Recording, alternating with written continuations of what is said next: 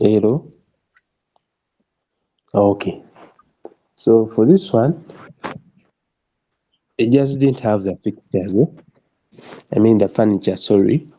It didn't have the furniture, but it is the same exact design. So, as I told you, for this room, one lighting is enough really to light up here and the room. Then another issue that I wanted you to identify when it comes to type of lighting, these IPs matter. When you're stating the type of lighting you're designing here in the bathroom, I don't expect an IP of 20. Yeah, really. Expect an IP of like about 54. So you have to be cautious of, you see, ceiling surface mounted LED to this. You getting me? So as I told you, a ceiling surface would be good for such a design. Why? It is easy for such a point here to install, making the landlord enjoy easily. So you center this light within this room here. I think you know how to center. You would center. You would maybe do a line here from that point to this point, a diagonal line. I don't know whether I centered from that point, but anyway, you do that line, then you move this light to the what? To the center, to the point, to the midpoint. Do you know how to do that, Martin? So let me see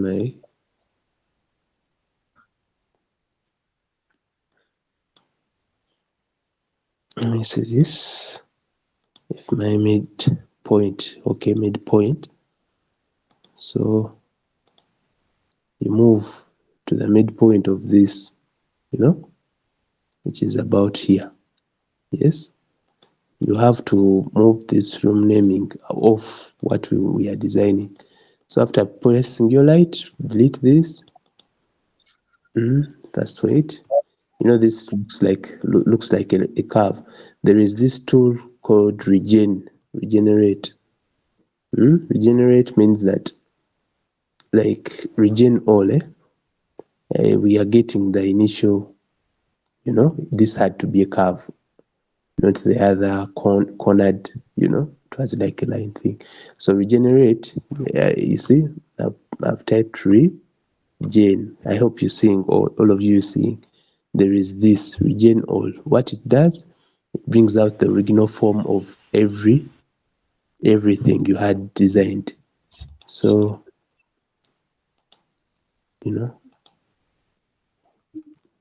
so that's your lighting. Anyway, we had done this really. It was you see the point I told you where you would have put this. Also, this isn't good to be put here. Why? This room is really too small, having all these switches all over. You would have just made this a two gang one-way switch.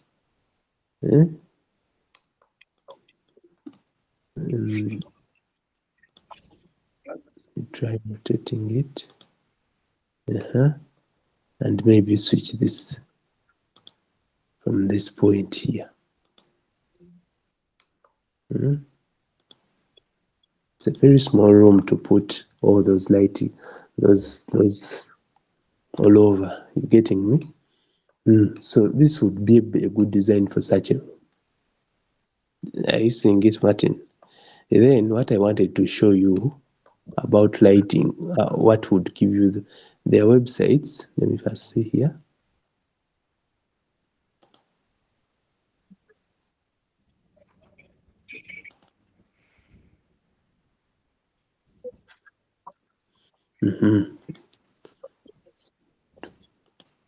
So there is this. I hope you'll be recording these things, because I don't know if you guys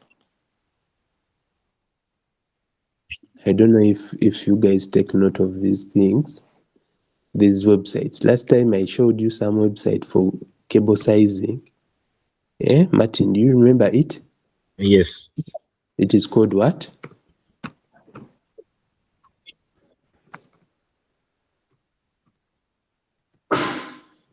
It Eland was, cables calculator. yeah, that's good. So there is this tool called Zoom to Bele. It's these guys who design such websites. They are really distributors for.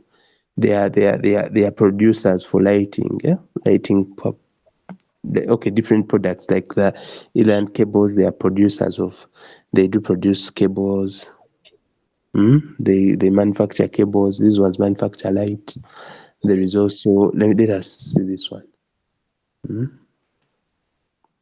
So Zoom to Bay. But anyway, let me look for their calculator at once.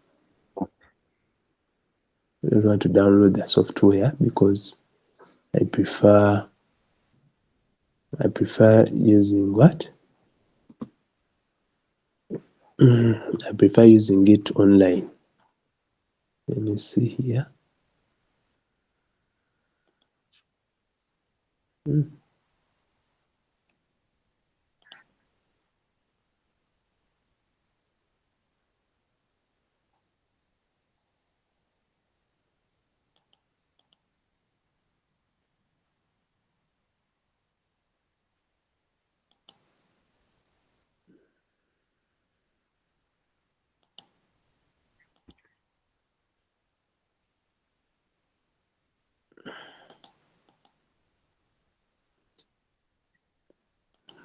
Yeah.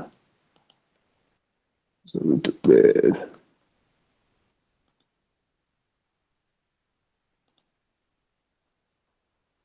It's this one. Sorry, it's this one. Lighting calculator. That one. That I've opened with a specific.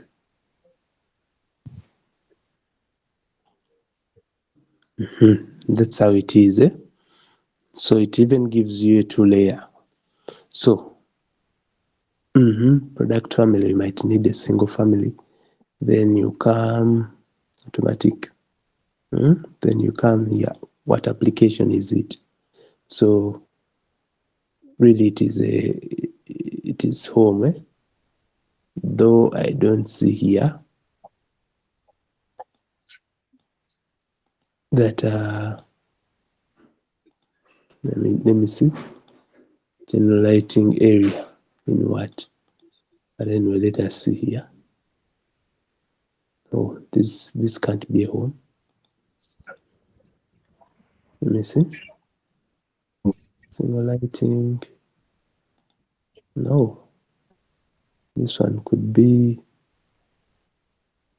for these other,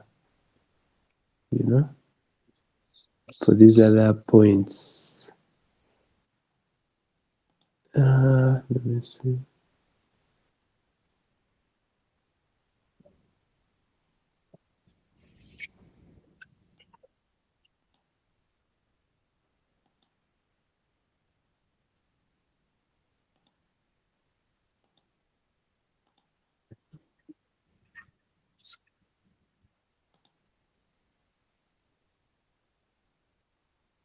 Okay. You see this one, mostly they are areas of not I see they are not residential areas. You can see this one. Have you seen it? Yes. Yes, there are areas that are not really not residential. But there is also this one. Let us go through. This one also can help you to come up with. You do fill in.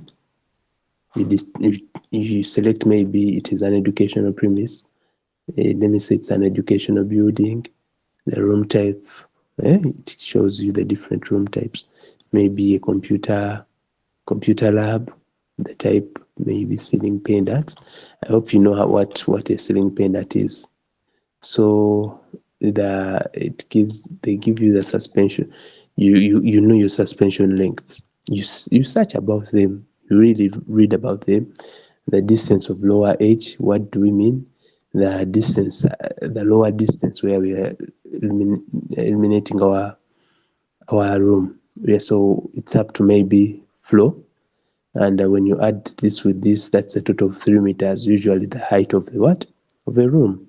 So the recommended remain for it, since you've selected the right type, whatever, everything, this website, this calculator is really designed with all those requirements for a room based on the application.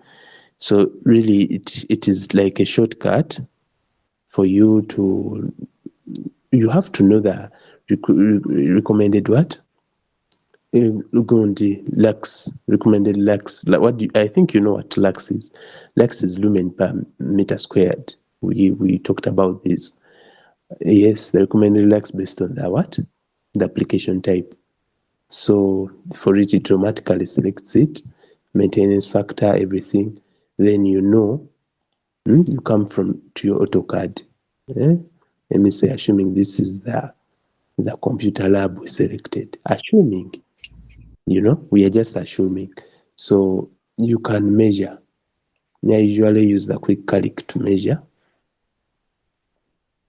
I usually use that, but I showed you last time how to measure. There is this measure utility. It can also measure for you, but for me, I would prefer to measure using this.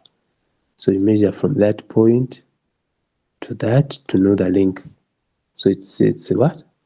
4.4 meters.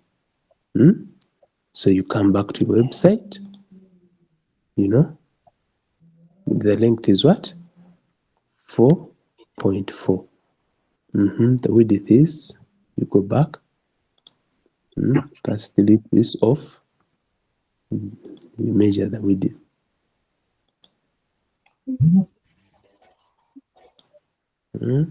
Which is 3.1 meter.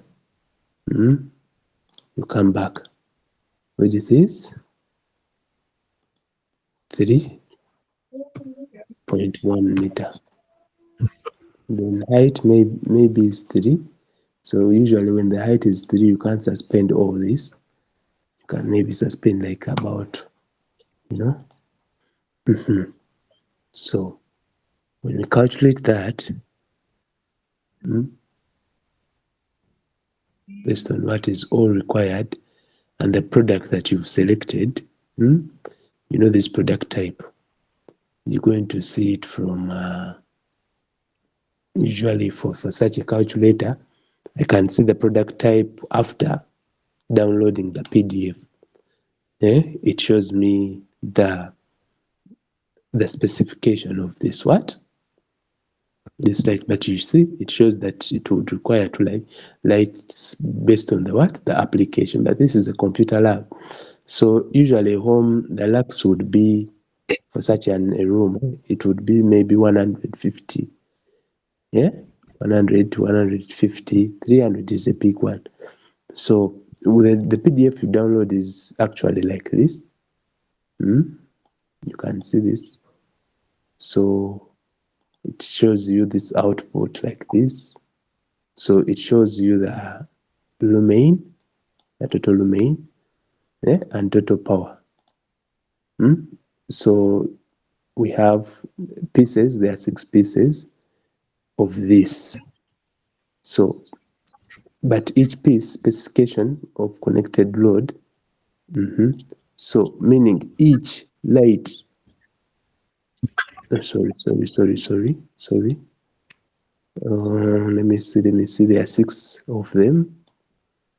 6 of them. So each is of 15 watts. So 15 times 6, that's what?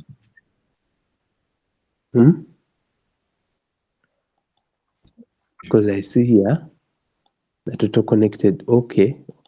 90. 6 times 90. 15 is what? 90. Oh, that's less. Because lumen total, because this is the total. Let me see this lighting. But 15 is even a huge thing, a huge wattage. So it is 15. I want to really get that. I want to show you where the specification is for that lighting. Bill of material. There are 6 pieces. Then flux. This flux is the, okay. This is lumen, which is, I see. Also these things. 41. So, okay. 5 times 6, that is 30. 6 times that. Can't exceed that. Okay.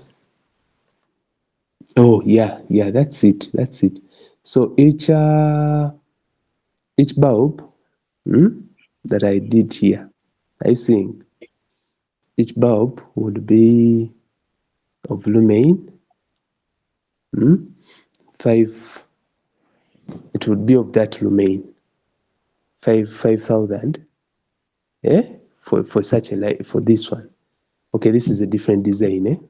Don't worry. This is different from this that we did. This was an auditorium. I was designing an auditorium. So the lighting that I got, each was of lumen 5,130. So when you multiply times 6, you get this. And each light fixture was of this wattage, 41.3. Yeah, you getting me? So each, when you multiply, you get this wattage. So you would specify for such a design that I made, you would specify maybe 5,000 lumen. You expect 5,000 lumen would also work over 40 watts. You getting me? Are we together?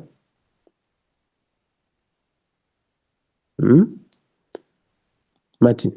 Okay. Yeah. Then for this one, you would maybe download until you see. If you download project name, you put maybe X, and you download the PDF we see for this one. You come.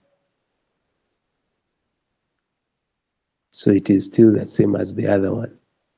That is too much for this. Then there is also, I wanted to show you another project. Another website for lighting.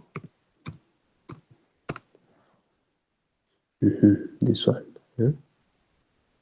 So you would come to its products. You would come to its indoor.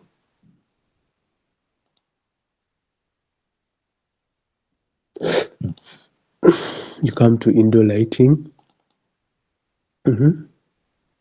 Application. You come to residential. Mounting, surface mounted. You see?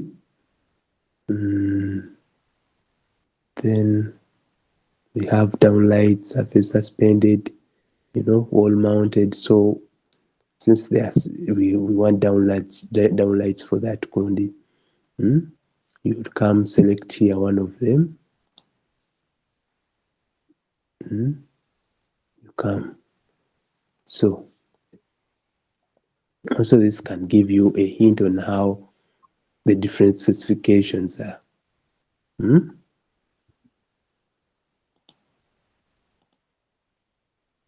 They have all these lights here. Are you seeing them? They have this, which is of this wattage. They are specified. You can go into one and see. There's another weight. That, oh, sorry, that was the weight. So we can go to one and see. Though previously this Thorn website, Thorn lighting website had issues, but it is one thing that could give you a hint on. It doesn't mean that specifically you're going to select that, but it can give you a hint on the product that you really could design with. There is also this Calic Express. It also has a calculator. So you would put the lux for it. You have to specify because it doesn't have the room type. Maybe 150. Height above workplace. The height above workplace would be maybe 2.3.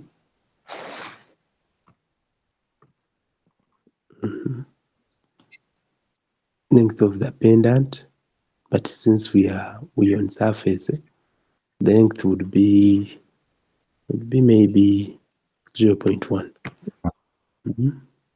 It's exactly on that surface. So dimming level, you can ignore that. Data room, its length, we've seen what? We saw 4.4. We did 3.1. Height, we see 3. Work plane. Work plane would be if we've selected this. But anyway, height above work plane, height above work plane. You can put maybe 2.7. So that's the work plane. We can select maybe 0.3.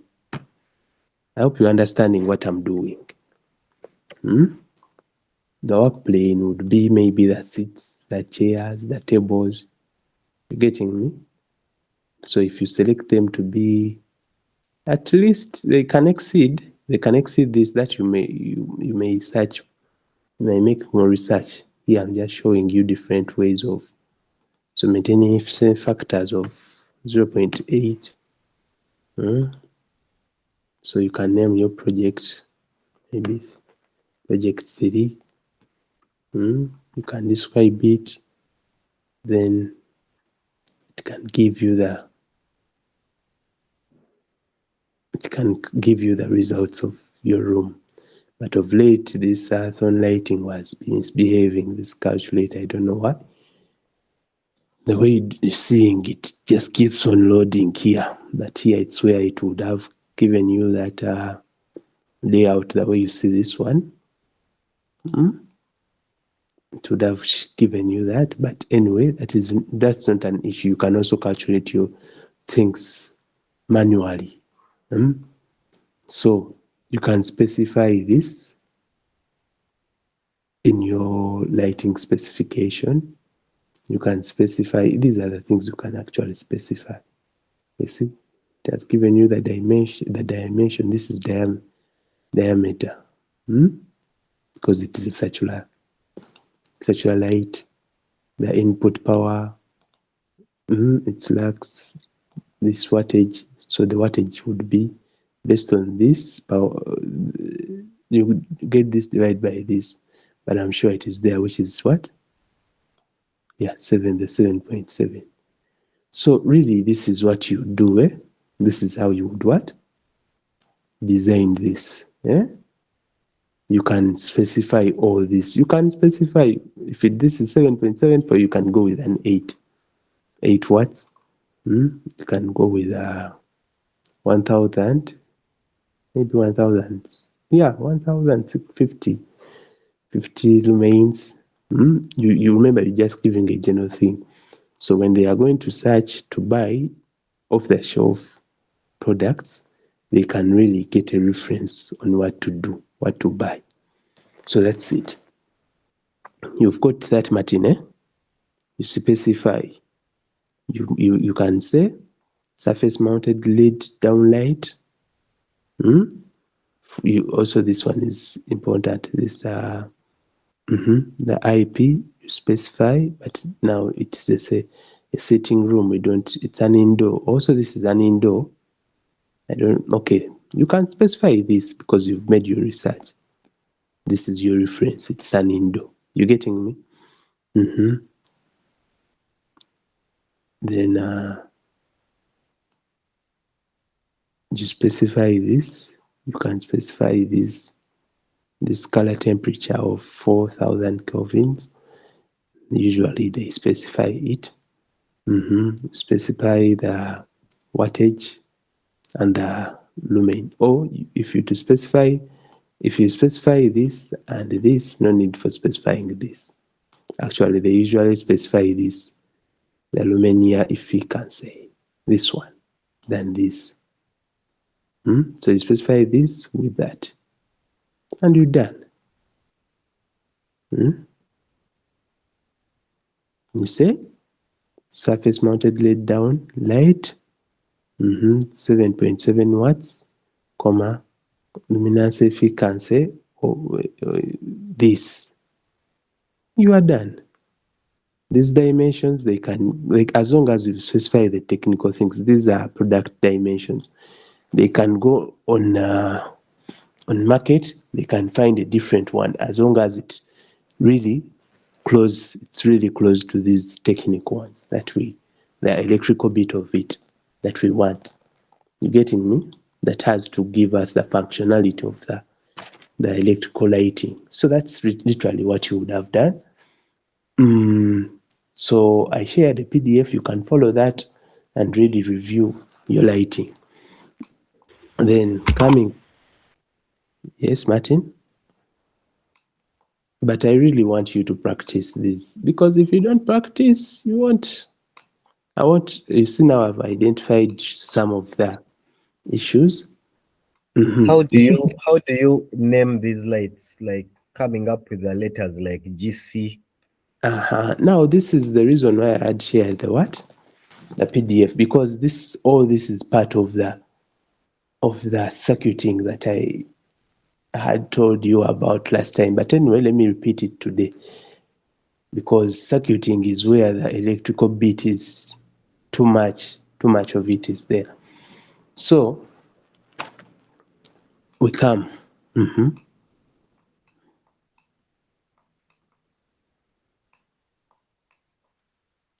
So I think you can come.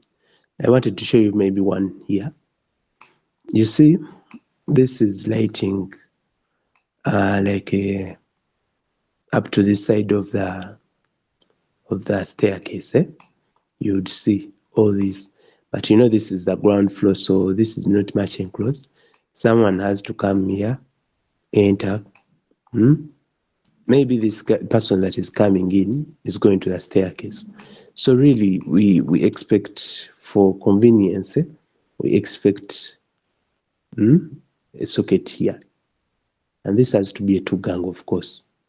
And if we put another socket here, you see, you've lighted either here or here. It can light. You move, though this one is too luxurious, you can put on one side, but which is okay. Then we move, we come this side, we're having this. So if we see more than two-gang two-way switch, sorry, if you to see a more than two-way switch, more than two of them, you see here we've seen 3. You just know the other is an intermediate switch. I hope you remember that. Though I didn't specify this, that one of these had to be an intermediate switch. Maybe this had to be an intermediate switch, this one here. Why? Because there are now 3 switching points more than 2. So it becomes an intermediate switch. Are we together? So having an intermediate switch, so you can switch from here, we come, also switch from this point. Why? Someone is going to walk from all this end, coming up to this point. He has to go up the staircase. So maybe he can switch off from here, then switch switches on this lighting staircase. So you were asking me, where do we light the staircase, Martin? So you can light staircases are usually lighted from these landing points. For such a staircase, they are lighted here at the landing case because it is easier to throw light this side as you continue up. Because as you continue up, you find another light at the next floor, like that there, which can really light up as you continue to this next floor. We're together. So that's where we do light up this. And how do we switch this? Remember, your switch, you turn on this here. You go on up to the next floor. You're no longer accessing this switch, meaning you have to put a switching point to turn off the what? This, when you reach this point, we're together. So that's why we put this switch, actually this had to be switched to below, because as you reach here, you're switching off this light for this last. It had to be, this is switched to switch above, and this had to be to light below. This one had to be to light below. Actually, this had to be for this, then this for this. You're seeing, eh? So that you are lighting this light that is below here. So as you continue now, if you are here at this floor, now we're continuing to the next floor. So you turn on again from this point here.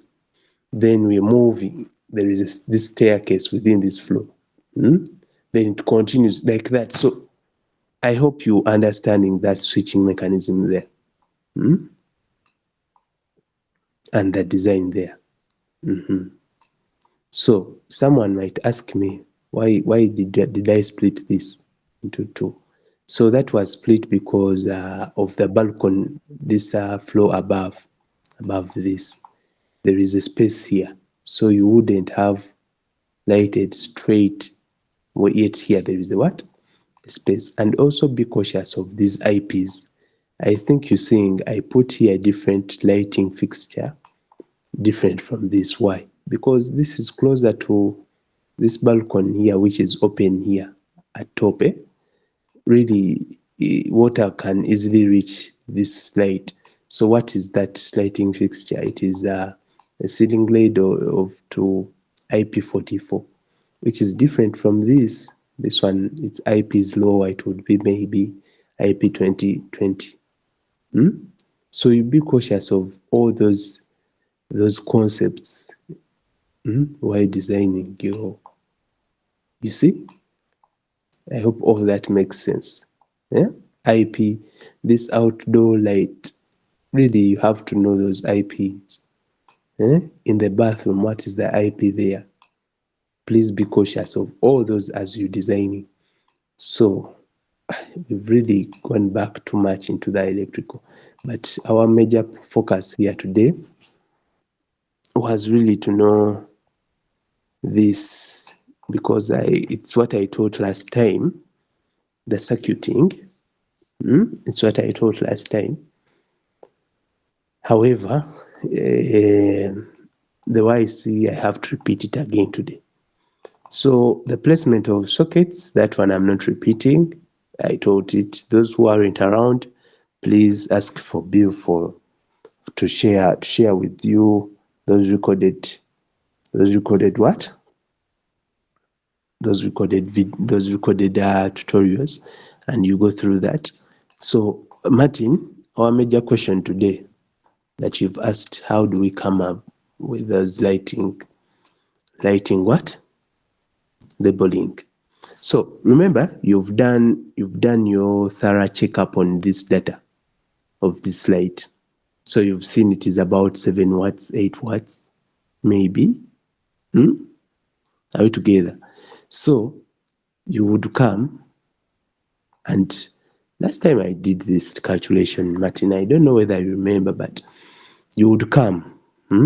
So we're going to give a circuit. We're supplying from this from the main CU to supply these lights now, power. But how am I grouping them into a circuit? So I would see if my CU is here, my consumer unit. You can see from this. Oh, here it is not there, but the final drawing that I issued out, the consumer unit was here. So your consumer unit being there, you expect it to supply power this side separate for the lights. It would be easier. Okay, it can supply all over if for one circuit, but it would be easier to my design. I supplied this side and this side separate. So if I'm to supply this side, those are lights that I'm grouping together in the same circuit. Does that circuit really accommodate them? How do you know? It's the load calculation that you're going to do. You've known that each light is what? About 8 watts. So you count 1, 2, 3. So 8 watts, remember you're having your circuit breakers. Are we together, Martin? You're having your circuit breakers of the standard. You have 6 amps, 10 amps, 16 amps, then 32 amps. But for lighting, usually they are from 6 to 16, not exceeding 16. But also you put into consideration of the cable size and the length, the distance that it would run. Usually lights are put on a cable of 1.5 square meter. That cable sizing. So 1.5. Are we together? 3-core cable. So you're considering that. So maybe you consider also the distance, the farthest distance from this point, from this point to this point, this end, which is about 14, about 14. So you might maybe calculate this times 2 to cater for those bendings and whatever. So that would be what? 14 times 2, that would be about 30. So you come back to this. Did I close? Sorry. Okay. You come back to your eLand website. I've really made work easy for you, but I hope you know the background calculation of voltage drops, whatever, everything. You really have to know that, because it is the one that will what? We are using the British standard 7671, as I told you. So we are in single phase installation method. We are in conduits, isn't it? Where is it? Yeah, that one. Configuration, single core starting. The current, we've selected a 10. Then the length, we've seen a what? A 30. So when you calculate that, yeah, the 1.5 still accommodates that.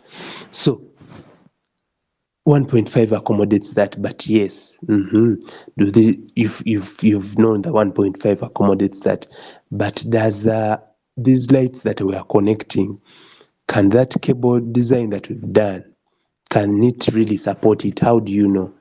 Really, we have to calculate this light one by one.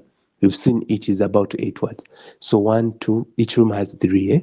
So we're having 1, 2, 3, 4. 4 rooms. Which other thing has a 3? G3, okay. So we're having 12 of them. So 12 times 8. Maybe giving allowance for the customer who might choose the light that is of higher watts than the one you've specified. You can maybe do 10 watts. So which gives you that. So you divide by 10 watts, divide by you divide by 240 to know the current.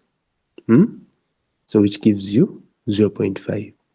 0.5 times 10. I hope you remember why I'm multiplying by 10, because I told you usually these lights, their inrush current is usually 10 times their design current. So when you switch on the light initially, they are going to shoot up immediately, then they come down later. You getting me? So when we give that, we're getting a 5. So just imagine you had turned on, everyone had in the night had turned on these lights, all of them. Just assume all of them at once. They are all on. Everyone in the room. Power goes off. You getting me? Power goes off. I'm giving you a scenario where this can cause an issue. Power goes off. No one of them remembers to turn off the switch. Then power comes back at once. You see how that inrush current is going to shoot up all at once.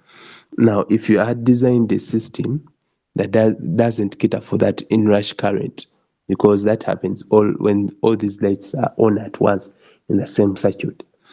So really, if it doesn't accommodate that inrush current, you're going to cause issues to the wiring. It might burn the cable, or trip the circuit. All those causes. So really, you're making your system unstable. So you have to cater for all that. So based on this, I see a 6 amps can cater for that circuit. A 6 could cater greater than even a 10, because I can choose the 6 and also the cable, which is still what? Which is 1.5, that can cater up to 10 amps. So even if it's to add on more lights, it can work. We together. So after knowing that, then I name this circuit, that circuit that I've designed, that circuit for every light that is on that circuit, I have to name it GC3. Why? If you come to my ground floor, it's a light circuit. You see, it is even 6 amps. I thought I had given it 10. So you can see how we come about the design of this. It is not just that a cram work that you're going to come and put. It is really engineering. You're designing, you're doing calculations. So you see how we got our 6 amps. The cable sizing of 1.5. You seeing? And that is the light circuit there. Then why are we having 10 watts, 10 amps for the external, and maybe 2.5 for this boundary and external lights? So we can come. So these are the boundary lights, these ones. I think I named them. You can see now these boundary lights, you see we are moving from here to the farthest point, from here where our CU is. So we're going to supply to the switch here. Then from the switch, you're seeing we're going to, move around, all around like this. So you can see that lighting is too much, and the drop that you would expect is also what? Too much for that cables, for such a cable. And it is not only connected to that, it is also connecting this external lighting. You see? So you can see I named it GC1. Also this external lighting is also called what? GC1. All this is in GC1. We together? So this had to be connected straight to this one. So because it's all external light. So you can see I separated this from these two, because this is the one gang two-way switch, and this is the two gang two-way switch. Why am I separating instead of making it a 3-gang two-way switch? 3-gang two-way switch. Why? Because these ones are in a separate circuit compared to these ones. So you connecting two circuits in the same switching point, it is really, you might cause such circuits there. Yeah? You know, what do I mean by circuits? Connecting this cable from the CU to this other, with this also the second one, in the same lighting fixture. You know, you have your lighting fixture like this. Yeah? You have your lighting fixture like this. Like this. I mean your switching point. So you have, let me say what I mean by the 3-gang. You have one point there. So having 3 of them, if I would have 3 of them like that, this is your switch on the wall. Yeah? So, but yet this one is switching lights in a different circuit. Also, these ones are switching in a different circuit. That would really cause what? An issue. There could even be a possibility of causing what? Such circuit. So I tried to separate that, separating them not to be in the same what? Same switch, same socket, same switch. Eh? So they had 2 different switches.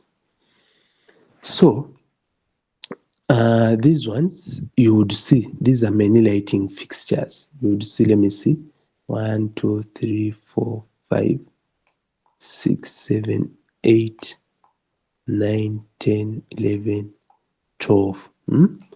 Yet, there is also these boundary lights. 1, 2, 3, 4, 5, 6, 7, 8, 9, 10. They are 10. So I'm having a total of 22. Are we together? So each, if I can accommodate, usually those are boundary lights, they come up to 11 watts. So each, if it is 11, so that gives me a total of this. So if I divide by the 240 that we have, our voltage, giving us a current of 1. This is the usually operating current, but you have to consider the inrush current of 10 times that. So which gives me the 10 amps. So I hope you're understanding why I'm having here a 10 amps. And also the cable sizing is greater because these lights are really much spaced. They are all over. So considering that factor of distance and whatever, so boundary lights and the external lights, so this would be its circuit. Then also when you come to staircase lights, it's G2. So you would come, G2 starts from these ones, you see. So you come G2. Now you see why they are in, this is in the same switching point. So you'd find also this is G2. You come to the next floor. Also these will be G2 because I'm switching them in the same point. Same switching point, you see. So you would find out we had how many floors? Up to 3 floors. Ground floor to second floor. So this is 1, 2, 3, 4, 5, 6, 7, 8, 9. 9 of them. So 9 times 3, that gives us what? 18 times 10, that is, so it would also give us a lighting close to 10. Yeah, lighting close to 10, and the farthest point would be from the ground CU to the farthest up on top, which would be from, you would calculate this, that's about 14 plus from ground floor. Ground floor is so each floor is about 3 meters high. About 3.5. You can give a 3 point, but that's too much. So if it is about 3.5, that would be 3.5 times 3. That's what? Let us see here. 3.5 times 3. That's 10.5. Sorry, it had to be 3.5, not 35. Plus the 14 that we got, the previous 14 we got. 14 plus 14. That's about 24 meters. So when you come to your website here, 14, we've got what? 24. So let me say about 35. The current is still the same. You see still the 1.5 cable works. You're getting me? So really this labeling is because of this. So it is from the what? Load calculation, cable sizing, circuits, I mean what? This CB calculation, then cable sizing. So literally that's how we all come about to do that. We're together. So also for the sockets, usually sockets are 2.5, and usually they are in 30 amps. So you make sure the same way I've done for lighting, the appliances, the electrical appliances and the electronics, whatever that you're going to connect to the sockets, really can be accommodated by this cable sizing. We're together. So that's how we come about this here. Then to supply the next flow, it is really just load calculation. You calculate the load, the load. From the load, select the circuit breaker. Then if you come here and you see, because now let me see, I'm going to supply first flow, but remember this main distribution board is here on ground floor at this point here. Sorry, it has to be here. It is here. So it had to be here. Where is? Oh, here in this. It had to be here. So it is here. So it is distributing to the next flow above it, which is here. So what is it distributing? You would estimate this load here, because we've seen you know your lighting load. You've calculated your lighting load for that flow, for the flow. Let me say this is the flow because you've got this. This comes from this, the calculations we've been doing. Remember, we've got how you're going to know your lighting load, then also your circuit load. So usually there are different ways you can apply diversity factor, whatever. That I'm not going to go into details. I need you to go make research, guys. But it is all from load calculation. So you would see on this flow that total load wouldn't exceed, on this first flow, typical first and second, based from my calculation, that load wasn't exceeding 30 amps. It wasn't exceeding 30. Based on my calculations, you have to also calculate yours. Using this 10 and 10 and 34, 32 or 32, no, this is not really the total load. It is not. It is not the total what? Total load. So you calculate your load very well. Okay, there are some guys that usually apply how the way you search about how different ways how they apply diversity factor. I see there are some that get the highest what? CB here. They add plus.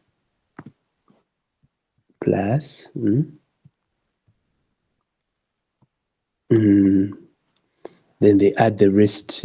So you have 32, 10, and 10. So which would be 32, 10 and 10 is 20. Plus 20. Then that they multiply by, let me say, point, because this is a residential, really the diversity factor would be really so small. Yeah, times maybe 0.4. Which gives what? Okay.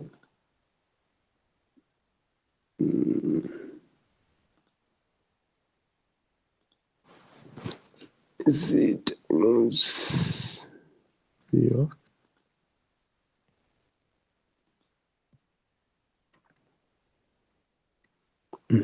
Which gives us a 52 maximum demand.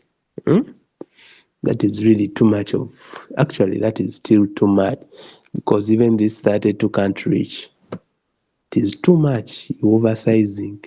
But on my calculations, I calculated each equipment, which I don't want to repeat here. It gave me about 30. So for that flow, I selected what? 40. And when you come to 40 here, here, to your cable here, still 40, load of 40. We are rising to what distance? Remember, we are moving from the CU. We're moving from the CU. I'm rising exactly above, so there is nothing I'm moving much.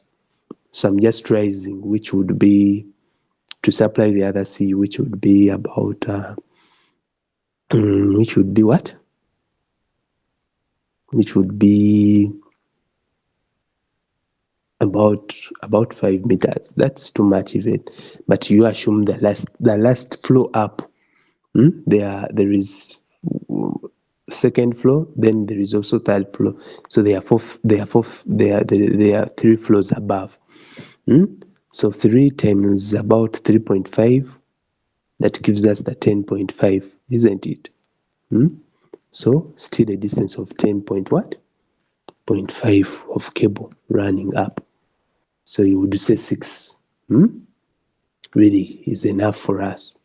So you would come here and see it is really a 6 that I put, supplying those floors above. You see? So really, these are really calculations. There is no shortcut. Martin, are we together? So we are supplying these CUs here. Those CUs, then there are these ones here that you see supplying the different what? So here, usually this is an isolator. It's not a circuit breaker. The circuit breaker is here. Okay, so it is a CB, but its purpose is just to isolate. This one is the one that trips in case of a fault. It is this one. You're getting me? So the protection is here, not here. So someone might ask, why am I having a 40 here and here is 63? This is an isolator. This is a what? A circuit breaker. So with the protection is done here. We together? Then also this, how to know this 3-phase isolator still. That one is based on the total load that you've calculated for the building, which gives us this. And what you see here, we went to 3-phase. Okay, for this building, even a 50 would be fine. The 50 amps 3-phase, because it is an isolator. Based on my calculations, I hope you remember all that I told you. So go and research about when do we move from single phase to 3-phase. Really go back to that load calculation. So I've just shown you how I do that distribution. Then I showed you, I gave you, last time I gave you links. Yes, last time. Those who aren't around, please review that. I gave you links on how to design this, I think, and how to design lighting, which I'm not going to repeat again. My major point was here, because this is where the engineering is. And I believe from that review that I've done and the electrical background you have and the research you have to do, it is really a good package to us complete the electrical design. Martin, any question? I'm seeing someone has unmuted. Any question? Yeah. So No question for now. No. no question. You've understood here? Have you understood Yes. it here? Yes. Thorough? Yes. George, you missed the last session and I don't know how I'm going to help you, but we have recorded both sessions. You can review from both. Yeah, just kindly do that. Is George around? I don't know. Anyway, those who aren't around, please kindly review those sessions. Those what? Those recordings. And it has done it. Maybe those labels, are they on a different layer, like how you've labeled GC? Is the label on a different layer? You can see the label is still circuiting. Okay. Circuits, it's a circuits because I'm labeling circuits. Okay. I'm doing circuits. Yeah. I don't know if Bill this would be fine. Maybe I can share these guys this kind of template they learn from, but I didn't want to share with you this one. But anyway, yeah, I might share. You know, some people when you get such things, you want to put every house to this, and you want to do shortcuts. Yet you really have to design from first principles. There are no shortcuts. That's the engineering here. I think everyone was wondering, these things just maybe no shortcuts. There are calculations, and I've showed you some of them. The rest are really what you did, your backgrounds that you did in electrical design. I mean, in your electrical course. So really go back, read books. You see, just coming up with this simple layout. Someone might say it is simple, but with a lot of calculations behind. Yes, and these guys, the architects, really have to see the value. Bill, you have to see the value of this and appreciate the effort these electrical guys do put in. So today I wanted to go straight to plumbing. Yeah, plumbing. So plumbing, we have two things into consideration. I've left the electrical bit. Martin, because literally this is the last Sunday of this month and we have to get done with this course. The electrical bit is the most difficult one and it had to be done. I had to give it most of the time. This plumbing you can learn with time because for it is you have to also just make research. Really, I'm just going to give you things to follow, just following, just what components of it, what you have to do, but the rest you have to really learn. Even after this session, I don't know Bill's schedules, but I think this had to be the last session. But I see you guys we've moved slow. We've moved really slow. We shall maybe have one more Saturday. I don't know if tomorrow I'll be available. So I don't know. Do you want a break or we can do this rapid in an hour? We are done and we call it a day. If it's okay with you, let's go do it and we finish it. Okay. So plumbing, we have two components of it. I won't drill for the mechanical. I won't drill much into the AC. I think that has to be a different package of it because AC is a big thing. Yeah. So you're going to bear with me. We're going to do plumbing.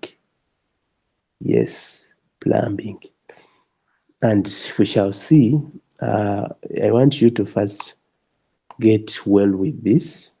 These you guys that have moved with from the start. I want you to really first practice this. Then we shall Bill will. I know he's going to organize other because this one is really enough. The things that we've learned, it's enough for you to start doing work. You can even get a job anywhere regarding design. You can get gigs, yeah. But to be perfect, you have to practice. So these two things that I'm going to teach you, the electrical and the mechanical bit of this plumbing, are really going to be enough for you. So that you continue to do this in practice. Really, you practice, then go ahead. So let us start with plumbing. Plumbing has two components. There is water supply and drainage. Then also there is in water supply and drainage, there is stormwater drainage. There is soil waste drainage. There is also wastewater drainage. Are we together? Rainwater, we drain the rainwater, the soil water, and the wastewater. So what are they? Rainwater, of course, you know it is rain, and we drain it from top. So let us start with the rainwater. So first of all, to know the rainwater drainage, these are architects. Really, these are drainages. You're going to come with practice. And more reading, you'll know what to do. So there are some architects that give you drawings with the slopes shown on their roofs. For such a case, the slopes weren't shown, so we had to put them. Because if they were shown, remember the way we clean our drawing, they would have been in white. But since they weren't shown, we had to show the slopes of how water is moving down the roof. Then it comes to the gutter. It comes to this gutter here, where we collect it, where it has to slope towards our downpipes. And at the top of the pipe, we call it a full bore. So this element, you're going to read about it, a full bore. So based on the different down pipes that we've selected for, really also the selection of those down pipes has to be considerate. If you to analyze this roof here, you see water sloping here, like that. There is another water I expect to slope here, sloping here, sloping here, sloping here. But anyway, this was an initial draft. It was revised. So you would see this down pipe. It is really appropriate to put it at corners, like here. Why? And also like here, because if this water slopes here, it has to move to this. It moves within this. Then we would have had even one here. Why? As I told you, this was just a draft. It is better to put this water, this down pipe there in the corner, so that the one that is sloping from up here comes, and also this one here comes. Why? Because if you don't put one here, this water coming like this, then does the corners that it is coming down this side. It causes these corners cause a sort of turbulence, and this water will be, if the rain is too much, you find it splitting off the gutter and pouring down. So it is good to have at those corners at such points, because now this one will drain downwards. So you have this that is coming. Okay, this one is not too much of it, because you can put it, that position is enough, because this water that would come from here is really less. It can move without turbulence. The area, you can see that area is not too much. So really, this is a personal what judgment for you for your position, but based on what, on the way the roof is aligned. So you can see this can slope there, which is fine. Also, this length isn't too much. We can have one sloping this side, the other sloping here. We can have this sloping that side. Then we have this sloping downwards here. So really, that's enough for us. So we had to move that here. Then maybe also this here. So, and that is really your rain drain. Now, pipes that we use for the stormwater, since now here for such a roof, we are having many draining points. Many draining points, so a 110 would be fine. But if you find a roof that is having fewer of the drain points, assume, let me just give an assumption. Assume this roof was like this, whereby all this side was to slope downwards, and also this other side to slope that side. So you would find that you would have maybe two draining points at that corner here and one corner here. And this roof, assuming it is of a bigger area.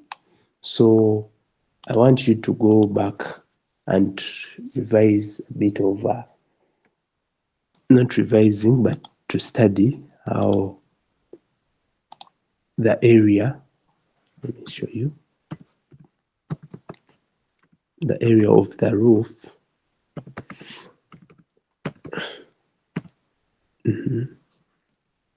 sizing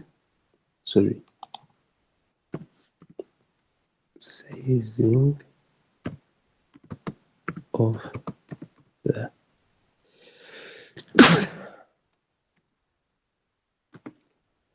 the rainwater pipe based on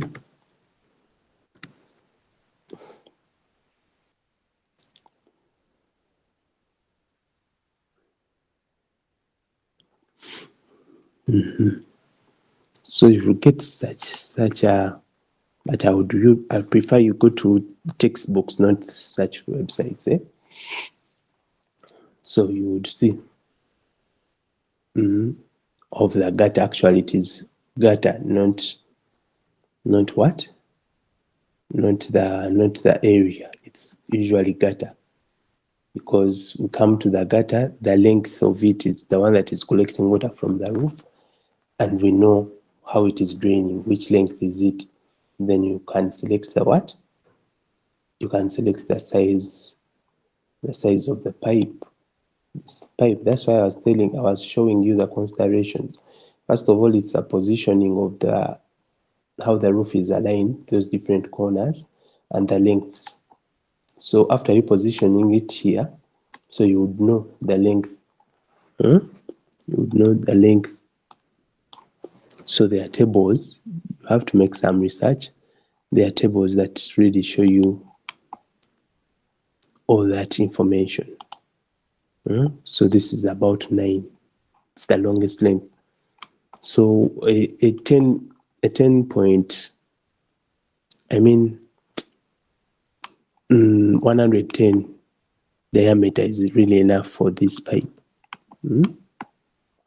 It's bigger even, but it's okay, because standard pipe sizes we do have for drainage. We do have 40, 50, usually off the shelves this side, 50, 75, then the 110. where those that you find on market. So you have to know all those products as you're designing. So you've seen, so you can search about this, which can guide you on selecting which pipe size. Then the positioning I've showed you based on those corners and the distance the water you expect to travel. So really, you put those downpipes. So after you position your downpipes, you're on the roof, your full borers, full borer. You see the way I'm copying them, like I'm selecting them, each of them. Yeah, they're all selected. Now, if this roof had grids, you would come copy select at a grid point.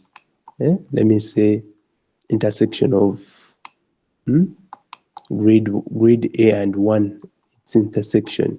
You would really search for its intersection around there. Then you copy. But for this case, the architect gave me the work without without the grids on the roof. So I can assume a corner like this. I come, position it there.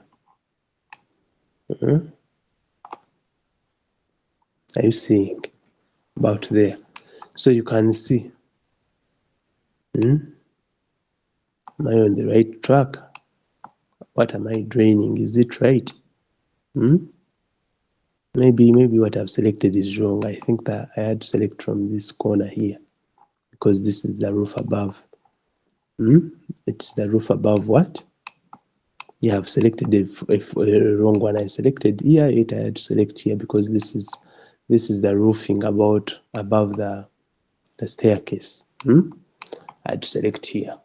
So on positioning, let me first delete this.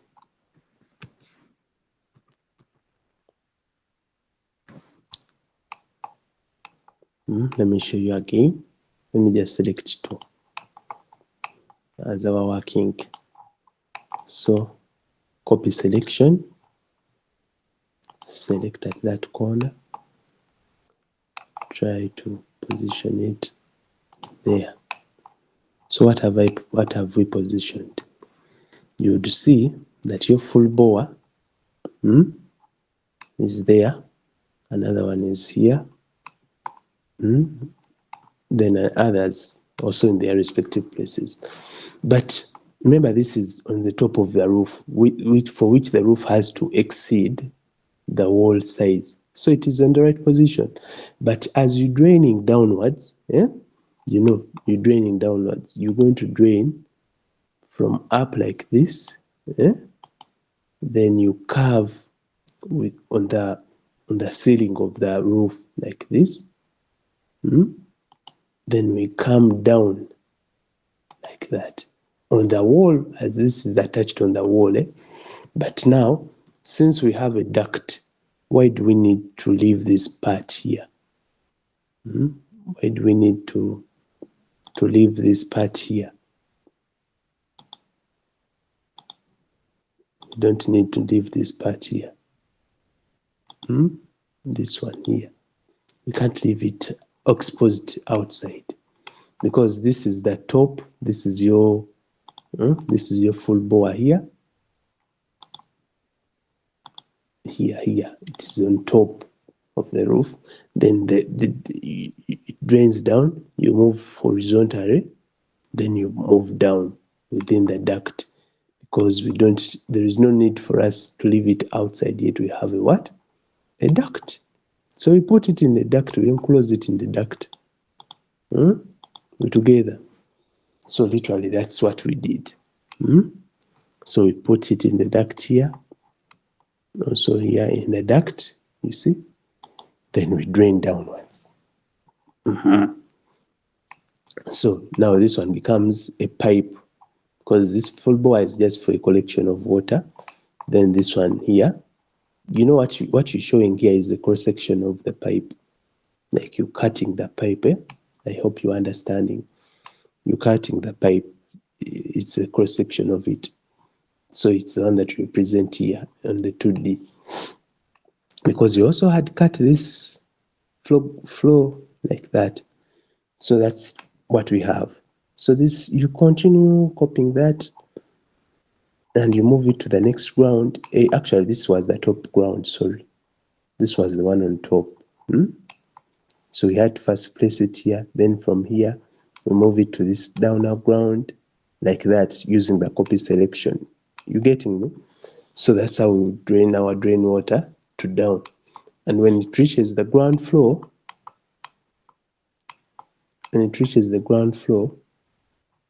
that's our ground floor, this is our ground floor. We usually put it to manholes.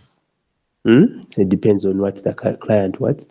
It could be into manholes, it could be pouring onto the pavements, based on what he wants. But usually, for our major purpose, as usually the MEP scope, usually, quote me well, usually, the MEP scope doesn't, for the rain drain, doesn't go to the drain. Once it reaches down, it is usually the structure guys that do the water drainage for the rainwater.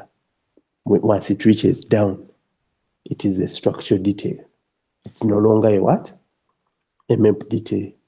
Usually, but if you find a client that would prefer you to help him on that, you make your research and do help him out. But it is usually the structure guys, or it is a coordination between the MEP and the structures. We together. So usually when you design, you can end here into a manhole, or you can even put to the rainwater to the next manhole.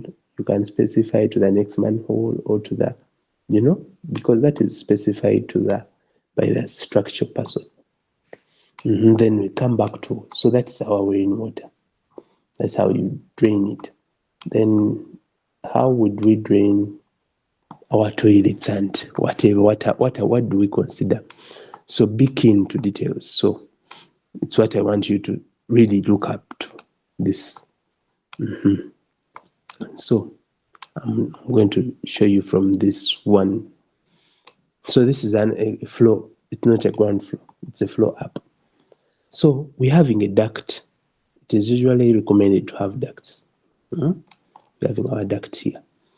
So drainage from the sink, we cast into the wall. I don't know how you can understand this, but we move from this sink here, we move to the wall. We put this pipe in the wall, which moves. Here you can see it as if it is horizontal, but it is slanting within the wall.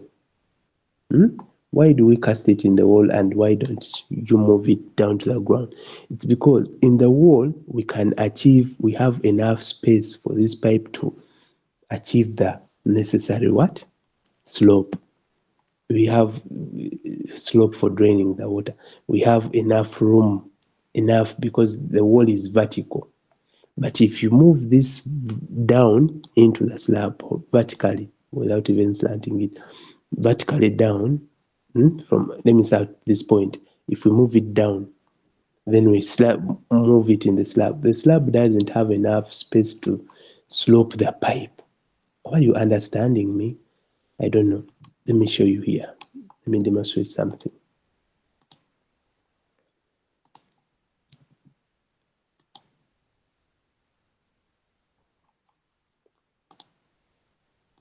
So assuming this is our wall, then we have this pipe moving like this within our wall.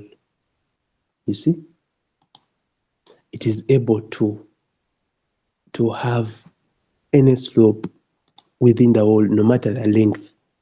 Even if it is from this side to this way, we shall still achieve the necessary slope. But if you had moved it downwards like this into the slab, then you want to cast it within the slab. Remember, this slab has a smaller thickness.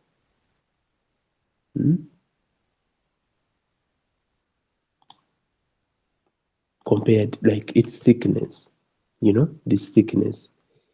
Its thickness is is small compared to the length of the wall. Why you get it makes sense. So if you move it down, then you want to drain this pipe within. To move this pipe, cast it in the slab. You would if it is a longer distance, you would cast this to achieve the required slope. I want also you to research about the different pipe sizing with their respective slopes. Martin, I hope you're noting that. I'm not going to teach you that.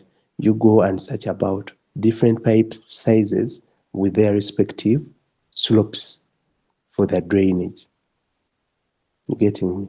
What is the slope?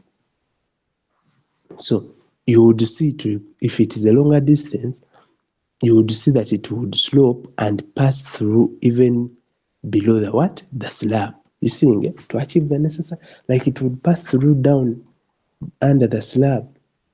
So it is really good if you are able to cast in the wall for the wastewater only, not soil water. For the grey, actually it is called grey water, not black water. Black water is the one that comes from our toilets.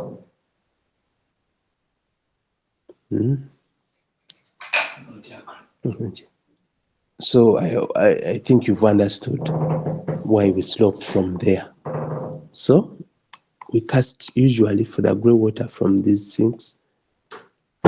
We cast it in the slab like that. Then when it reaches here at a point, why is it that I'm reaching it at that point? You can see this bathroom is called a wet bathroom. What do we mean by a wet bathroom? It doesn't have a specific bathtub. There is a dry bathroom whereby where you shower from is different from from the rest of the bathroom, from the sink and from the toilet. Excuse me a bit.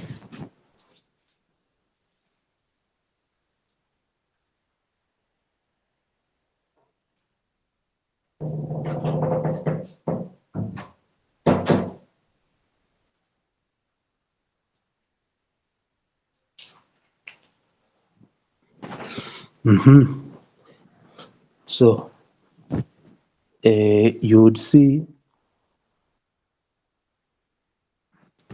it is what?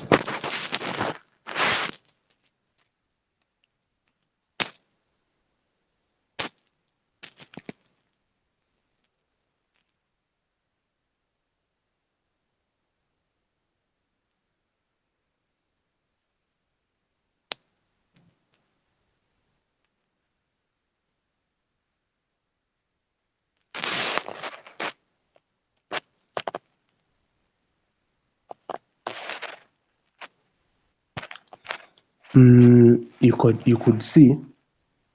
I'm sorry. So when we reach here, we put now the down pipe. What do I mean? This after you sloping like this, there is a point you have to reach when you have to move down into the slab like that. Getting me? So this that you're seeing here, Martin, if you see something confusing, you ask. This pipe here, it's the down pipe now. Then we move. Sorry, I was still explaining about this wet bathroom. And so assuming this, let me first explain for a case of a wet bathroom the way it is. Wet bathroom, what do I mean? The shower is really connected to the what? Connected to the rest of the bathroom. So for that case, you will only need the what? You only need the one flow drain. This is called a flow drain. I believe you've all made some research before coming to this, because I'm not going to teach you everything from, you have to know things. So this is called a flow drain. Flow trap. You know all these things, you see them in the bathroom. So for us, our major issue is knowing these pipes here, how are we draining? Because for you, you always see this, which are the exterior parts of it. So for a wet bathroom, you can have that one, only one of it. But assuming this wasn't a wet bathroom, assuming we had a bathtub instead of this shower, if we had a bathtub, let me say like this. Just assume it is not possible because this bathroom is small, but assume there was a bathtub here. So you would find yourself having also here another flow drain. You would have a flow drain within this bathtub. Let me say it would be at that point. You would have that flow drain there because you're having this is separate from this, and also this would still stay. Why would we have two of them? Because if this sink, let me say this sink gets blockage and water is still pouring and and you're not around, let me say you left the tap open and it flows, like it pours that water. If you don't have this flow drain, flow drain here, you would see the water would come into our bedroom. It would flow out because this let me say this bathtub, the bath basin, it can't go there. It will have to flow into your room and make it wet. These guys that go for Christmas and you left water when it is off, you go to the village, you come back, you forgot how so you'd find the whole house the whole house flooding. So this is the purpose of having this, even if you have this here. Or maybe the toilet also blocks and it is overflowing. So that's the purpose of having this, even if you have this here.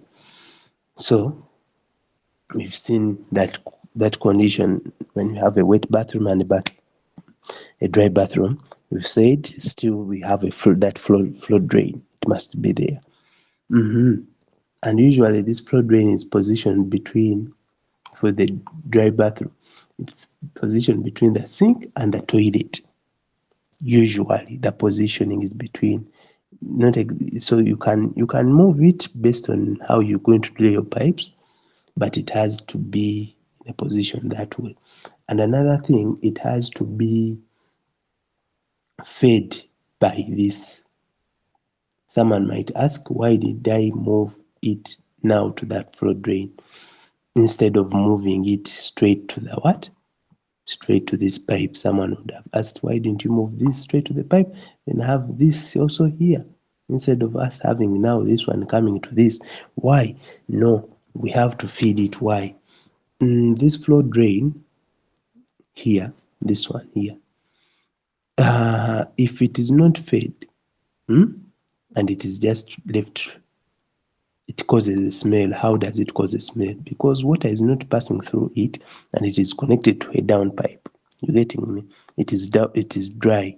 So if you take some long time without using it, you would see the smell from this pipe coming into this drain, coming into that room. But as you continue to feed it from the sink like this, it takes away that bad smell. Are we together? So it is all the purpose of preventing a bad smell that we have to connect this to this flow drain here, then to our downpipe, which is a waste vet pipe, which takes away the grey water. Then the toilet is and the pipe sizing. I want you to go and research about it, make background research, because strictly, as I said, our scope here is not much of literature. It is much of how you would work out with AutoCAD to come up with this design. So I really want you to make your research, you read, because that is another case. So usually the downpipes for waste wet pipes, the smallest is 40, then we have a 50, then we have that 75. What leads us to the selection of that? We can also have a 150, a 110 on that, but that is because it depends on really what are we draining in that pipe from up to down. So you can see for this floor, for this house, it is, remember, it is the floors above the ground floor. There are 3 of them, meaning that this pipe here, you see, it is going to drain at that point there. You will find on the next floor also, here, on this other next floors, it is also draining from here. We're together, then up to down. So because of that number of floors and fixtures that are being drained from that point, we would know that it is based from that we calculate the size, that size. So that's it.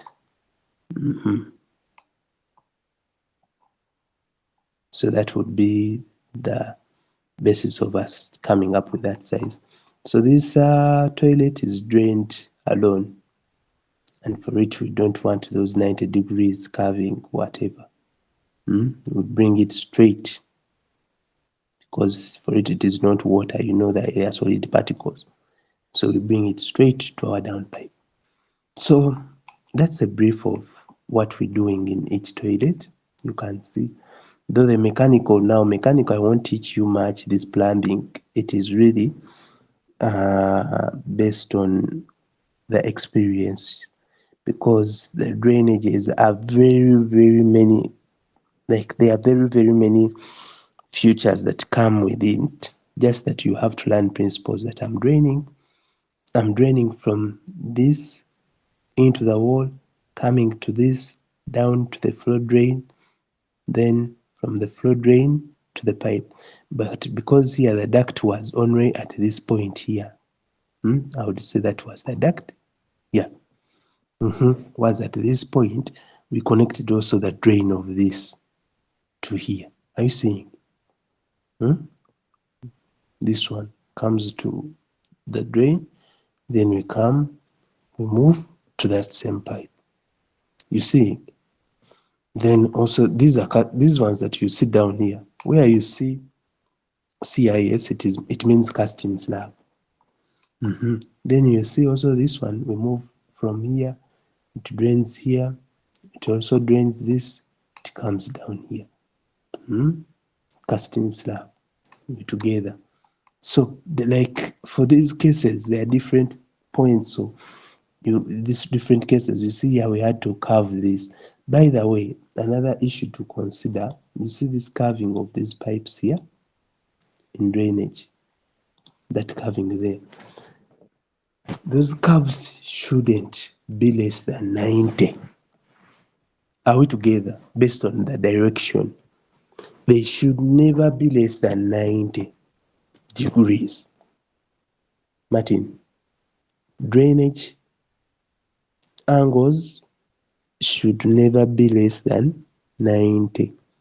You can see this one here now. We are draining from here, then we come here.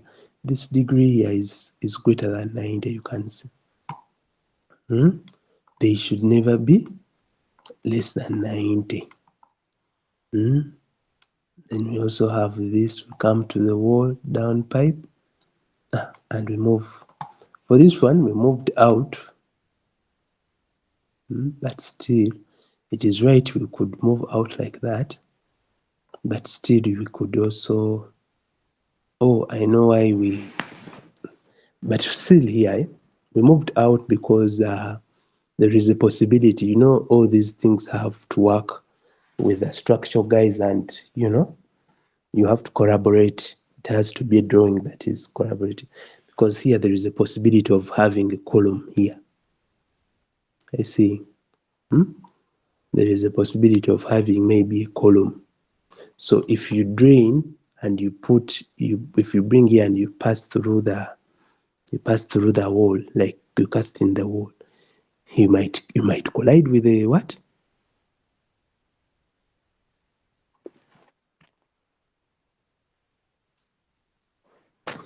you might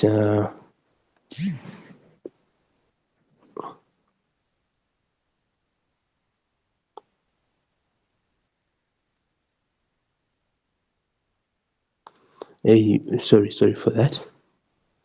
You might collide with the column here, which is which really is not applicable. We can't pass that pipe through that column. So all these things you have to be considerate in design. For me, I'm just showing you here. I'm bringing the concept. I'm laying like a foundation, like I'm showing you, exposing. I'm not actually teaching, but I'm exposing you to these things so you can even go make more research and really learn all that, those things, those considerations. So here it was brought out because of that reason. We continue. Let us see another case. So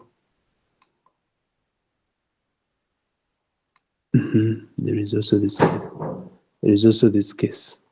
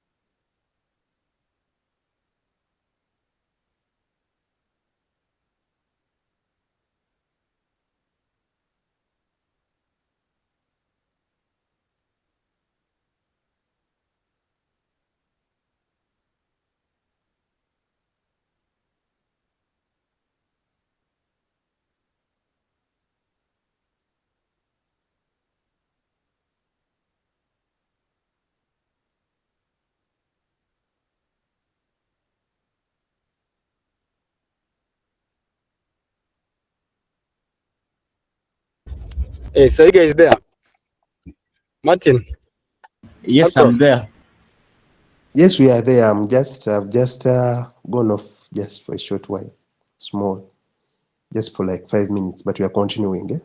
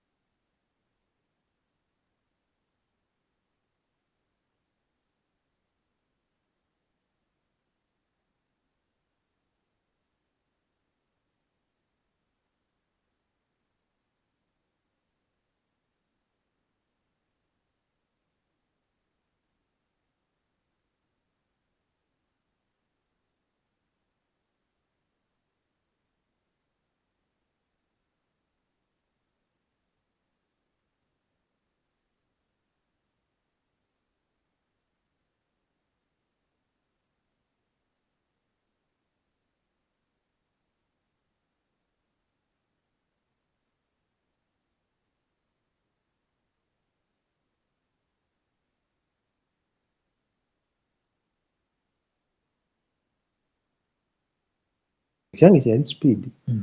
Yes, Martin. Sorry for that. Thinking about 20 minutes. Martin. Yeah. Yeah, sorry for that. But anyway, Okay. I wanted to see different scenarios. Drainage is about scenarios. So, but for pipe sizings,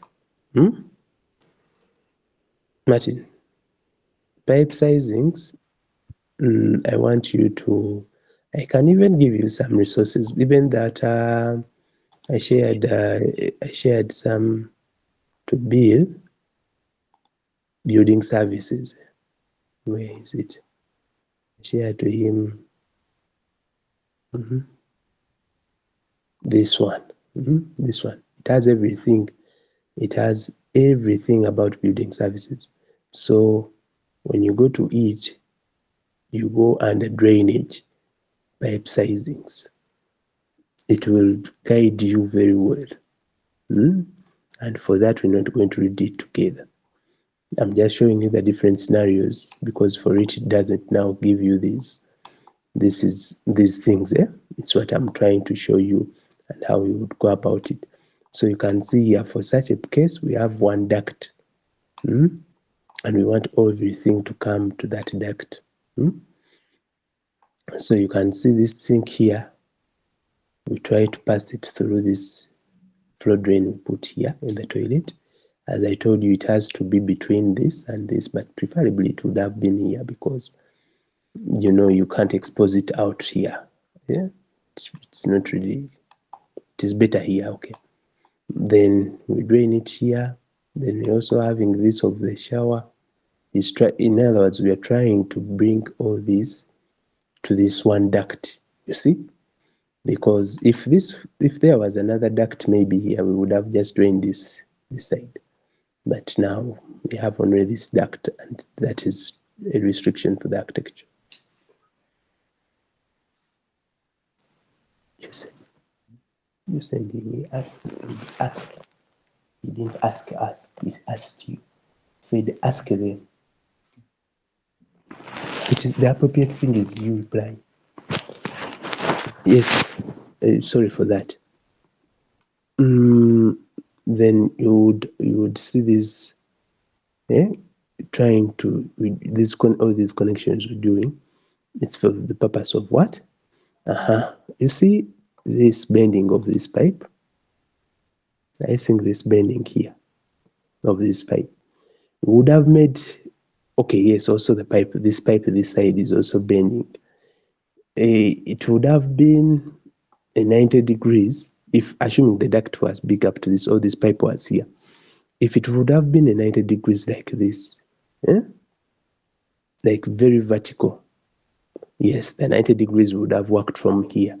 But you see the bending of this pipe, you have to make sure this pipe that is bringing here, that is going to pour into this, the curving here is what? Greater than 90 and above. Those are some of the things that this book won't give you. It will give you all those calculations, but now the way you would lay out, because that is the purpose of this, the general layout, like AutoCAD. Really, this has to be greater than what? 90, as you see. So we're going to move here, then these are going to channel together to come here. You getting me? I think that all that. Now we move from this sink, the way I told you. Okay, this would have been here also. This flow trap would have been here, but now if it is here, we're going to create a corner that is not within the flow trap by the time it reaches here. Assume it is here. Let me show you. Assuming it is here. At that point, you see here we would have made a corner in the pipe, and yet you're making a corner that is already casted in what? A slab. Remember, more corners means more what? More diving down. Are you understanding me? The more you do corners in these pipes, it means you diving down, yet you are in a slab that has limited thickness. You getting me? Which means you're going to create those pipes that the slope might not be enough for the draining. So what do? That's why you position this flow drain here. Why? Because we're preventing corners. In this flow drain here at this point, the corner is removed. Why? Because this is a flow drain. Instead of having that corner, we just move into the flow drain, then this one continues. You getting me? Instead of having it here, then again having another corner here. So this positioning is more better than having it here, although I told you it would be best to have it between here and here, but they are trade-offs. Yeah? If we are going to drain exactly from here, if the man there this was here, we would have just put it here, you know. So you positioning it here is okay. And by the way, you shouldn't be concerned. Some people might be like, hey, but how are they going to be, sloping this bathroom? That is not your concern. Now that comes to the guys, the structural guys, and they are musclemen. If the muscleman sees that the flow drain is here, he has to lay his tiles, ensuring that the water flows here. Understand that. So that is also a different case you've seen. So for drainage, for sure you'll have to just encounter many cases, and for me, I've just given you a general thing. You have to just encounter many cases. And to do that, I think I will have to give you some other drawings. You clean, you practice from there. But I know Bill for this case, he has to get in touch with Ronald. They provide for you some architectures. Yes. Bill, kindly do that. I don't know if you're on call, but kindly get in touch with Ronald. You get some architectures from him, you forward to him the ones from Jaribu, because I have limited of them.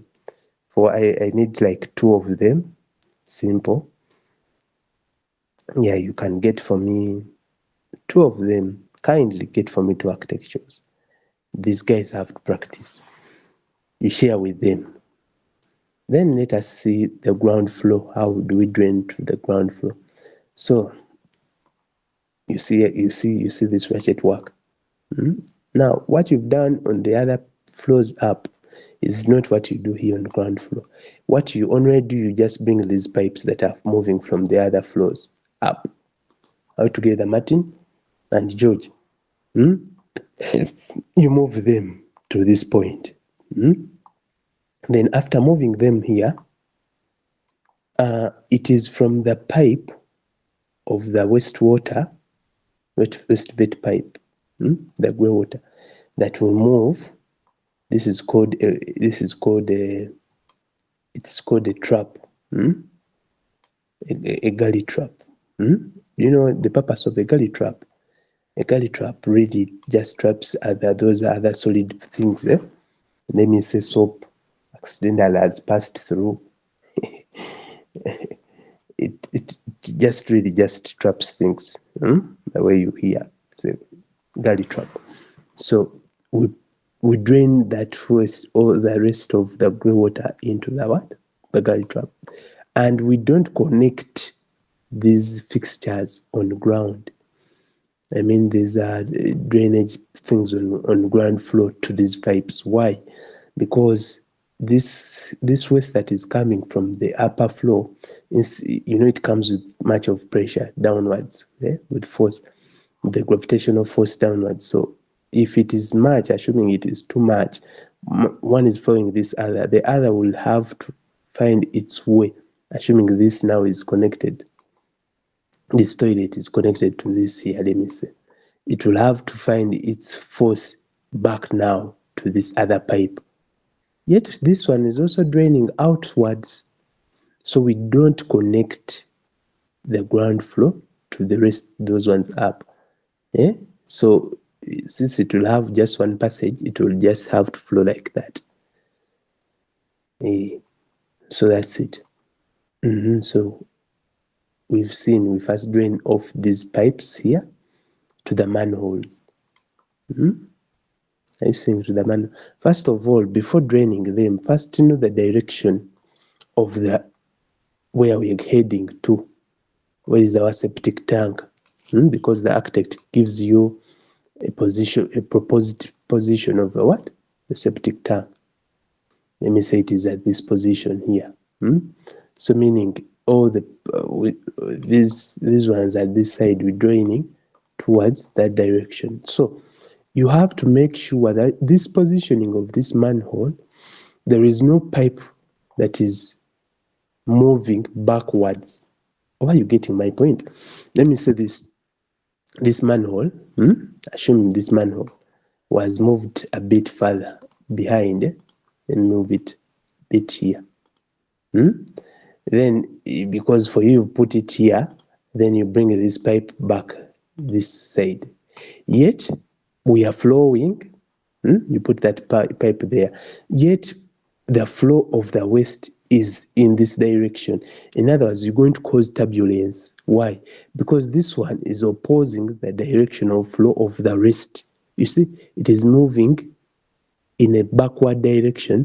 These ones are moving this side, and it causes turbulence, which would cause issues within our manhole.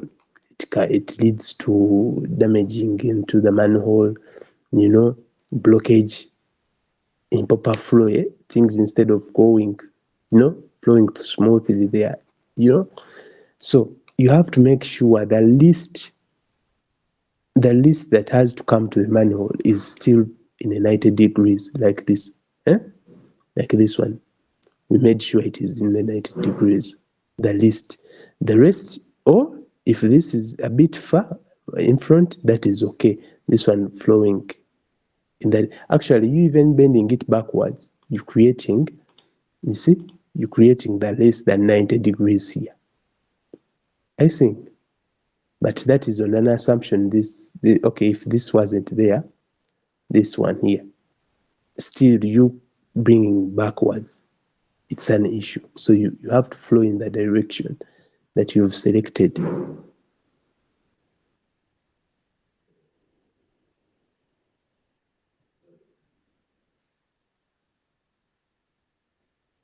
Martin? Hello? Hello? Were you hearing me? Yes. Hey, I thought that I had muted. Okay. So you've understood that issue of flowing, the direction. So this one is okay, moving to this, then coming to this, to the manhole, because here there is a lot of, or someone would have put here another manhole, but that is too much. You would have put here another manhole, but you know that it is really wastage putting here manhole, then also here. But for those fancy designs, if you have a customer that is really good at man, it would be preferable to have a manhole here, so that you drain this. Let me see, manhole like at that position. This is better, though expensive, but it is better. You bring this straight to this to this. You're getting me? Then you connect to this. Where manhole placed? Manhole placed are at junctions, at change of direction. You're going to see. So this is how we're draining this ground floor. Have you appreciated that concept here? Then we continue. You see, you have to make sure that where these pipes are draining, they are not moving backwards. This one is also trying to move backwards. Are you seeing this is the wrong one? It's the wrong one. It is moving backwards, though not so much. So what you do, you just move this a bit further in front. so that you reduce its backwardness like that. Are you seeing? Make it straight. Hey, make it straight, so you just move these ones. These ones can really, for them, since they're already moving in front, you just make them move like that.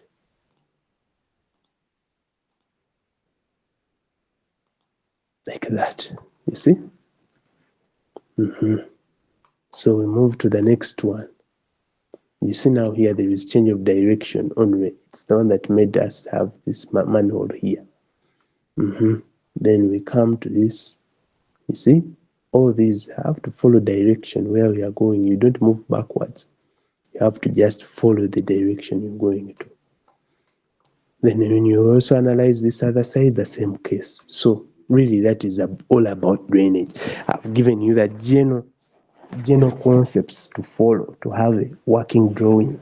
The piping sizing, I want you to go and read that building service. You can also go and search for other plumbing design books, but building service is a better guide for you to know how to select those sizes.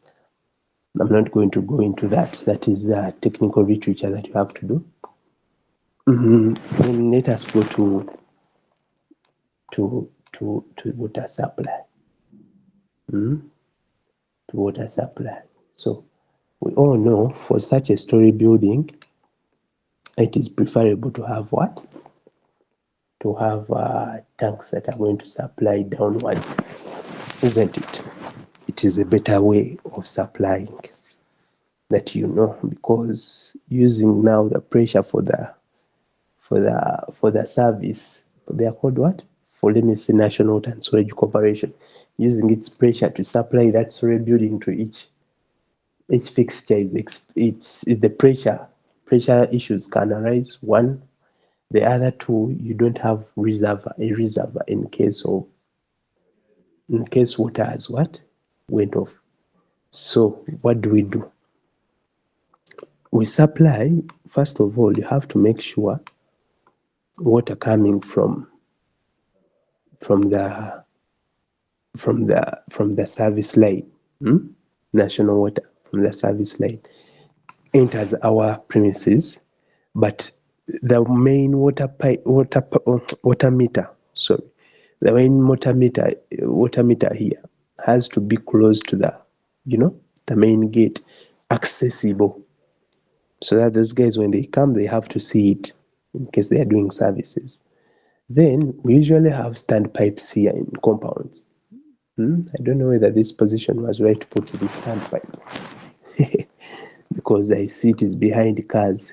But anyway, this was an old one. It was revised because we can't put the standpipe here because it is behind. I think you know what a standpipe is. Those boot-ups that are in compounds. So this would have been proper if it was maybe here, around here maybe. You can rotate it around so that it is within.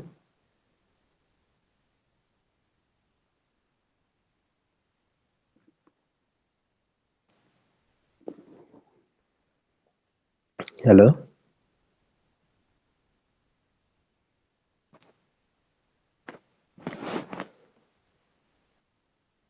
Hello? Yes, please. Okay. Do you still see my screen? Yes. Yeah. Are you seeing how I'm... let me see. Okay, you can. So that's one consideration. To the standpipe, then we continue. So why are we having these water pipes with these water meters? Now this one is like our central meter, our major meter into this. Now remember, for this case, these four water meters are many here because we are going to Anyway, we put here 4 because of 4 tanks, but which is not feasible. First of all, you analyze your building. You see this building? We are having this upper floor which looks like a designated home for someone. Then these ones are like hostel like rooms below it, and you can't have a water meter just for this one room. You're getting me? So meaning these guys have to share water meters. We together. So meaning that you will have one for this top floor, maybe to we don't know the setting of this because the owner knows better what he wants. But if he would want all these people to pay their rent with the water bills inclusive within the rent, then we would just put also to another meter for the rest of these guys. You're getting me? But if you would maybe want to separate, let me say each floor, those guys come up with their bill and they find a way of paying their bill. We can maybe separate the water meters based on the floors, so you customize that based on what the client needs. So I'm about to lose battery. Yes, I'm about to lose battery and I don't have power is off. So let me just do that water supply quick. Call it a day. So we move up. So here is where most of the issues come about. But before you designing up, we are supplying water from down. We are supplying, yes, it comes from down to up, then from up to down, isn't it? So it is better for you to first design these rooms and you know where their possible water positions would be. So you can see water supplies is very easy. What do you have to follow? Regulations. You have to water supplying to the tank. It must have a valve. It must have a valve.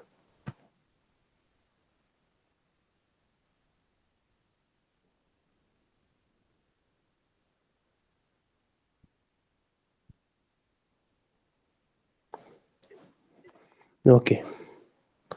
Martin. Yes, please. I think we should let us have a session tomorrow to complete this, like a session of an hour, because what is remaining is really small. I'm going to share with you this map for this Gundi that we've worked on today as your reference. Okay. Then Bill is going to be responsible strictly to give you like 2 architectures that you can practice your own. It will be out of your free will to share with me to assess them. Really, that is up to you. But Yes. it would be good, to be of your good. You send me that DWG on my WhatsApp, I can assess it. Okay. And the rest of the members that are not on this call today, they are going to watch this, and I hope they follow the same. So Bill. Hello, Bill. I'm there. I'm there. Yes, kindly get for me 2 architecture drawings to share with these guys for their practice, because what I am remaining with is really to just assess what they can do now. Tomorrow, water supply, 30 minutes I'll be done. Just right now, power is done, and I see the battery won't allow us to complete my battery that I have. Yeah. That's fine. You can use those 2 architectural drawings for boys and that's one on Marara the hostel. You can this one they are going to get. This one you've already melted. Okay, we're going to get another one. You get for them 2 of them, and they do what? Sorry for that. And they practice which they don't have. I want to see what they can output, especially here.